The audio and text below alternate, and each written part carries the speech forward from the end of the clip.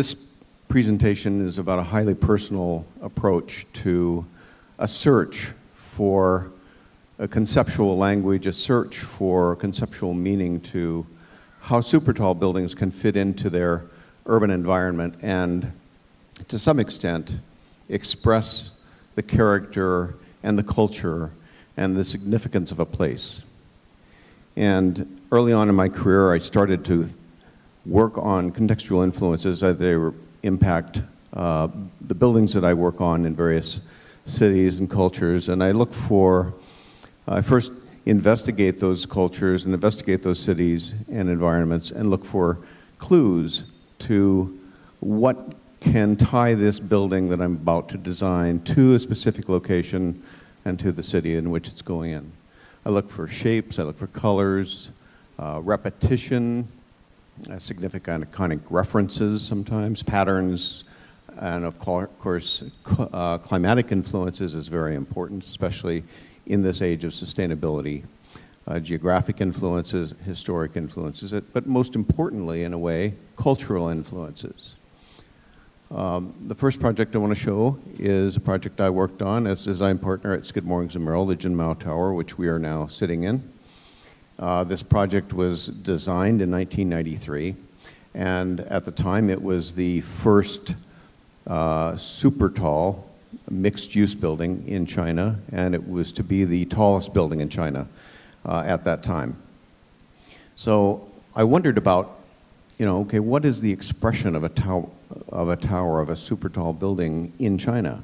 Everything that we had known before were relatively low-rise pieces, pagodas, sloped roofs, beautifully detailed, articulated surfaces on almost every front.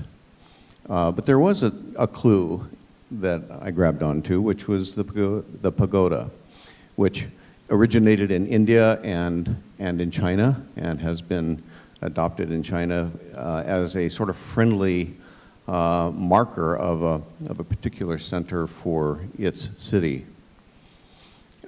In conjunction with that, when meeting with our client during the competition, we found that they were particularly obsessed with the number 8. We met with them on March 24th, which was 8 times 3 is 24. They said that this building had to be 88 stories tall, and I said, well, why does it have to be 88 stories tall? It'd be much more efficient if you took the hotel and put it down next to the office building and you had a 50-story building and 38 stories. Oh no, it must be 88. Jin Mao said it had to be 88.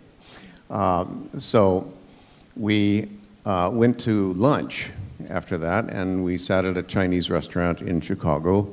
And near the end of the meal, everybody got a fortune cookie. He opened his up, and the number was 8, 16, 24, 32, 40. And he says, oh, look at this. This is great, So he showed it all around, and he stuck it in his pocket like it was a really important piece. So I knew at that time that 8 was going to play a role in this building. And so the building ended up having an 8-sided figure, 8 super columns, 8 smaller columns, an octagonal core, and more importantly, the building steps. And it steps in a series of numbers that have a relationship to 8. They start with the first step at 16, which is 2 times 8. And then it goes from there. The next step is 14 stories up, which is 1/8 of 16 minus 16, and then so on until you get to 8. And then at 8, it starts to go 1/8 of 8, and that's where the hotel starts. So it goes 8, 7, 6, 5, 4, 3, 2, 1. The total of all those numbers is 88. So that's how it really got its form in terms of the stepping. Obviously, I was very strongly influenced by the expression of the pagodas, but I didn't want this to be a copy of a pagoda, but I wanted it to be the memory of a pagoda. Obviously, the scales here are very different. And I also didn't want it to read as a glass building. I wanted it to read as a metal building, a sort of full metal jacket, if you please. So one interesting photograph is that this is the site of Jin Mao when I first came to Shanghai. Virtually nothing there except for the Pearl was under construction, and they were demolishing the land in the Pudong district. The 8-sided core, the site plan in a very classically derived and formal manner. The entries had a relationship to the moon gates in the gardens in Shanghai and in China in general. And the skin had a relationship to another well-known device in construction in China, at least at the time. I don't see it as much anymore. But all of the bamboo scaffolding that existed at the time, these are all bamboo pieces tied together to form scaffolding. And at least in 1993, we saw buildings that were completely surrounded by the scaffolding. And I thought the scaffolding was actually a very strong texture and interesting element in and of itself. And so I decided that we should use that idea and enrich the building with stainless steel and aluminum skin that gave it the texture and character of the scaffolding itself. And there you see it lit up at night from the base. Details at the top. And then in the retail podium piece, which we are at the base of, I wanted to animate that space with bridges moving through the open atrium space. And so I thought, well, there's an important bridge of 9 turns, they call it. So I included our own bridge of 9 turns with glass floors that helped animate the space and light it up at night. Next is the Jamun Post and Telecommunications building. This is another project shortly after Jin Mao was designed. We were invited to a competition for this building to be built in Jamun. And it was for the Post and Telecommunications building. There was nothing in Jamun that we could identify with other than mountains and its seaside setting. So here we decided, let's try to integrate the idea of communications through the sine wave and to create a building that had a strong impact with the sine wave. And I'm going to tell a little story on Bill Baker, who's probably here tonight, or today. We started to take this tower and twist it. And this illustrates basically a half twist, and then we went to a full twist, and then we went to twist and a half, or 2 twists, and then 3 twists, etc. I showed this to Bill, and at the time he said, those are all very interesting, but they'll all collapse. None of them will stand up. So we ended up developing a concept where the negative space in each floor plate twisted. So each floor was circular, and it twists about 1/3 of a floor plate, or 1/8 of a floor plate each floor, and gave us a spiraling outside series of courtyards and atriums. And there was the final development of that idea, which was under construction until the owners of this building, I think, went to jail because they were importing stuff and not paying tax on it. So the podium is built, but the tower never was. Shortly after that, we were invited to a competition, not a competition, but to do a project in Shanghai, in Seoul, Korea. And this was for Samsung, and it was in the Togak district. So this was designed in 1994, and it was to be 110 stories. And the idea, I'm going to be honest with you here. The idea came to me when I was on vacation in Yellowstone, and I was outside having a drink and looking at the beautiful scenery in Yellowstone and the mountains over the water. And I thought, wouldn't it be great if this building had a relationship to a rock which had been weathered over many, many years and creating smooth surfaces. And so I started researching the hillsides and the mountains in Korea and found that in fact those kinds of mountainous conditions did indeed exist. And the first idea was a very smooth facade in a oval form, and it was designed to take the wind and just let that wind smoothly move over it, almost like an automobile, high-performance automobile. But in addition to that, it was one of the first buildings I know of where there was a strong attempt to integrate wind turbines with a catching element to catch the wind and drive it through the turbines themselves. Double wall facade with photovoltaics in the double wall, and with vents for the tower to have air move through the tower, reducing the wind forces on the building, using those spaces as outdoor gardens, not indoor atriums, but outdoor garden spaces for the users.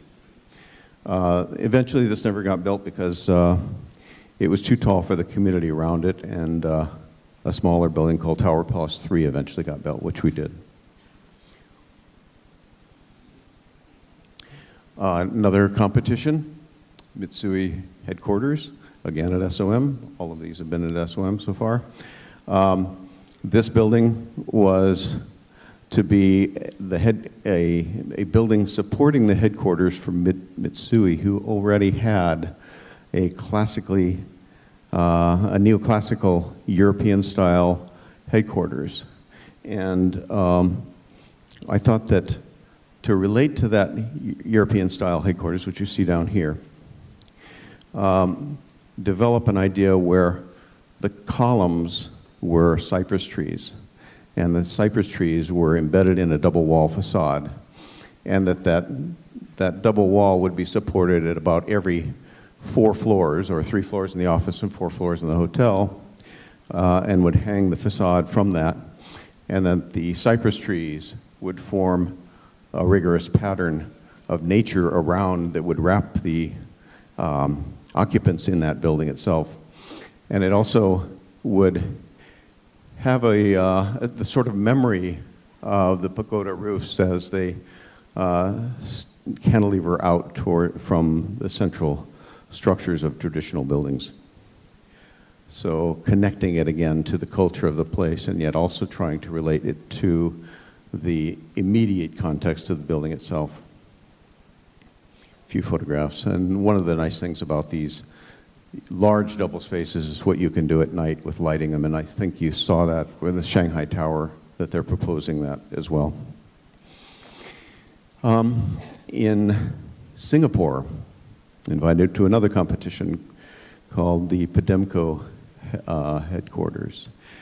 So I went down to Singapore and investigated what I thought was the character of that place, and I found that, you know, it was just incredibly rich and in botanical references, and the nature of the flowers there were so much different than America or the northern hemispheres, because they were almost architectural in character, very bright and vibrant, but architectural and dense. And so we developed an idea where we would do a central building piece and then hang off the elevators and then hang off the stairs and hang off the mechanical systems and rooms, and like flowers on an armature. And you can see the scheme as we developed it here. This never went ahead. They liked the scheme, but they didn't build anything on the site.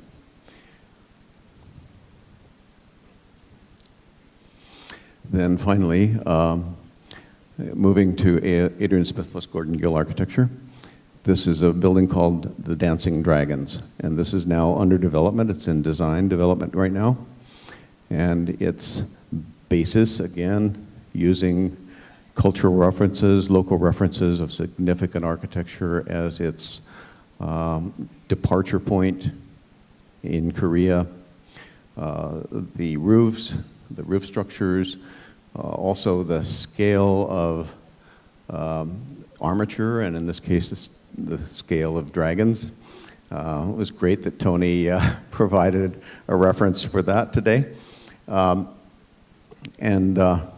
this case, the skin is very rich in terms of its scale. They actually replicate scales, and within the texture of the building, these scales are angular. They stay out at about a 7-degree angle, and in between the texture are operable panels that bring natural air into each living space. This is also broken up sequentially by a series of cuts that you can see in the various buildings. These are also significant from a structural point of view to help shed the vortex actions within the buildings themselves. And there you see it in the setting of what will be the Yongsan district. And Yongsan, as a matter of fact, is a dragon in the Yongsan Hill is Dragon Hill in Korean.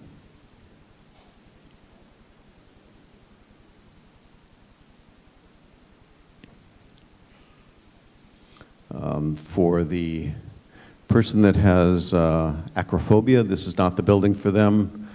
This is one of the units with glass staircases coming down at the bottom of one of the cuts, so you can look down through the building and see the ground. You also have skylight conditions where you have sky coming into swimming pools and other areas that are supporting the functions of the building.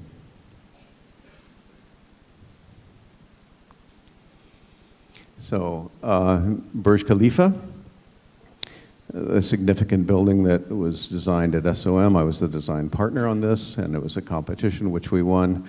And the reference points here were cultural again, but not in a direct way, but in a very abstract way. We took the pointed domes of the mosques and other pieces of architecture that we saw there.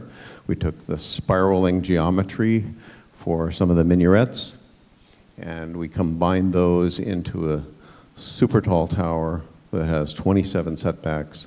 Those setbacks both pick up the spiraling character of the building from a distance, and they also are very influential in terms of shedding the vortex winds that occur around super talls.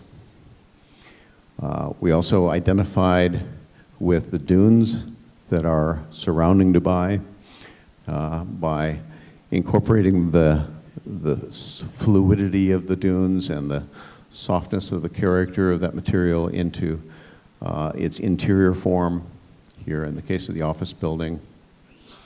And the building, even though it's highly modern in its character, has a simple relationship and a strong relationship to other buildings that are in fact here mimicking the context of a more vernacular Arabic style. And this building's probably, this image is probably the best image to show how the pointed dome, the pointed arch, as seen in this vernacular hallway here, is also used from the top of the building looking down. Each of these legs of the three-legged structure end in a pointed arch form. You can see this from the top of the building best, and the only time you can really see that is when you're looking at the Mission Impossible movie.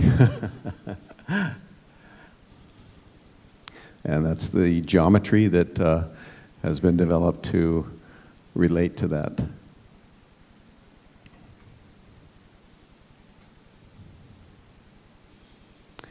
This is one of the pieces that was done after we left Skidmore, Ings & Merrill and formed our own firm, Adrian Smith West Gordon Gill. We were commissioned to do the gatehouses and the valet station, and we carried through the vernacular and the ideas that we had with the tower itself. And this was the opening ceremony in January of 2010, which was an unbelievable event. I'm sure many of you have seen it on YouTube. Maybe some of you actually were there. but we thought the tower was going to blow up with all these fireworks. It was just unbelievably incredible, and I've never seen Sheikh Mohammed so intent and looking at something. He was surprised. I think he was really, truly surprised. And of course, in Dubai, everything is done to give Sheikh Mohammed an experience like he's never had before, because everybody says, he's seen everything. Can you do something that he hasn't seen? So I think they did it. Also in Wuhan, this is a competition which we won, a three-pointed, almost triangular tower, but soft. In this area, the referencing was the three cities that created the one city of Wuhan, and the two rivers flowing through created a simple geometry for this tower. And here, our initial scheme was to integrate wind turbines into the exterior wall on the corners where the speed of the wind is greatest. So capturing these wind forces at the corners. That was later revised to a building that had 3 notches and a major notch at the top, which also helps to relieve the wind pressure of the tower itself. And there is the final design of this building, which is now under construction in Wuhan.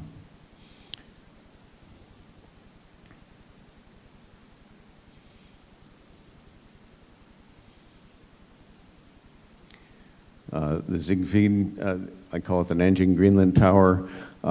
We need that dragon back here because this design was developed from the idea of 2 dragons wrapped around a column, a central column, and almost in an embrace.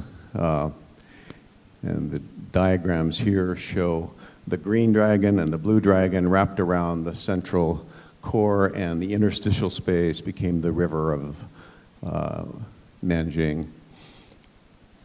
And ultimate development of that was done with a rather complex exterior wall, where the wall was like a sawtooth, and that sawtooth would run in one direction for Dragon A, and it would run in the opposite direction for Dragon B, so that even though it was the same material and the same exterior wall, just the simple change in orientation began to give the differential between those 2 surfaces. And moving around the building, you can see how that is rather kinetic in its qualities. Each of these windows, by the way, has an operable panel. So at every 1.5 meters, you can open the panel and get fresh air throughout the entire building, both office and hotel. And then my current partner, Gordon Gill, was the genius behind the design of this building that we did at SOM before we left. It's called Pearl River Tower.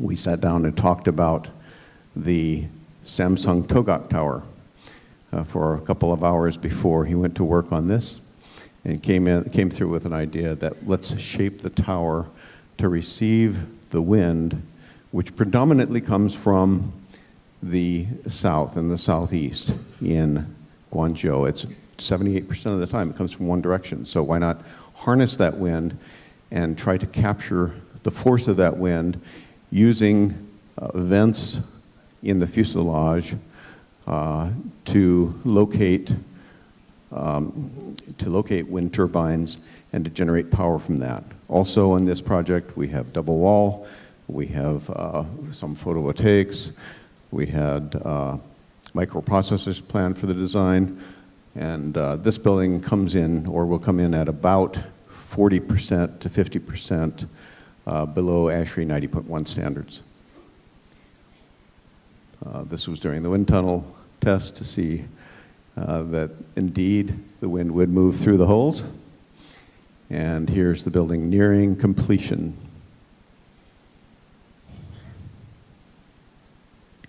Finally, Kingdom Tower at our firm, Adrian Smith plus Gordon Gill. This was to be the world's tallest building, eclipsing Burj Kalifa by several hundred meters. And yet the program was very similar to Burj Khalifa with office, residential, hotel, observation deck, boutique offices, and it was to be over 1 kilometer tall. And I know that Talal, our client from JEC, will be talking about this in depth on Friday. But in short, we knew that this had to be a monumental piece. We knew it had to be a landmark for Jeddah, a landmark for Saudi Arabia, a marker for the pilgrimage to Hajj. And so it had to be a very singular, identifiable landmark piece. And in this building, the wind really shaped this building. We found that a continuous slope surface is really the best way to handle the vortex shedding in any tower. That's a little more expensive than the stepping, but more effective as well. The building itself is three-sided, and the expression of the three ends is like the fronds of a palm tree laid against almost like new growth. And we identified the fact that in Saudi Arabia, they were emerging as a major new force in the world. They wanted to be that. They wanted to be one of the 10 most friendly places to do business in the world. They were, in a way, opening themselves up to the new world. And this piece is to try to foster that sense of openness and new growth.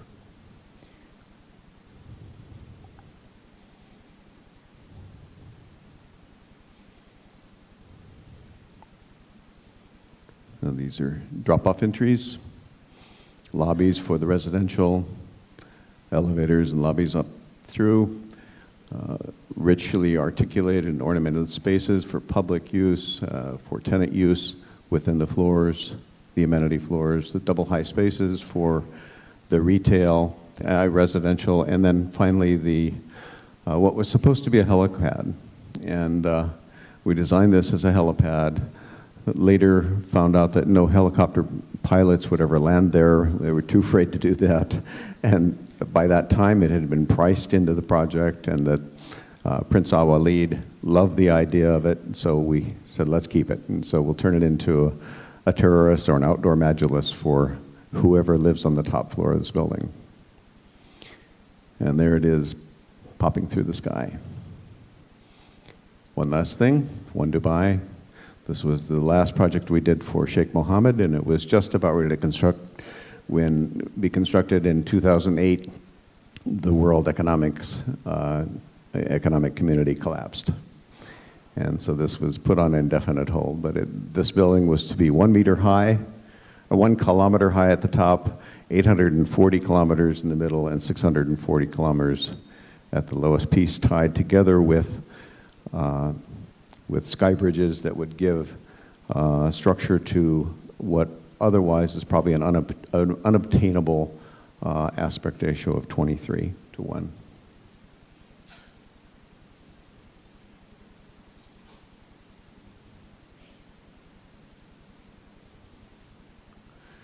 And there we have a series of buildings which I presented last time, the evolution of an idea. Thank you very much.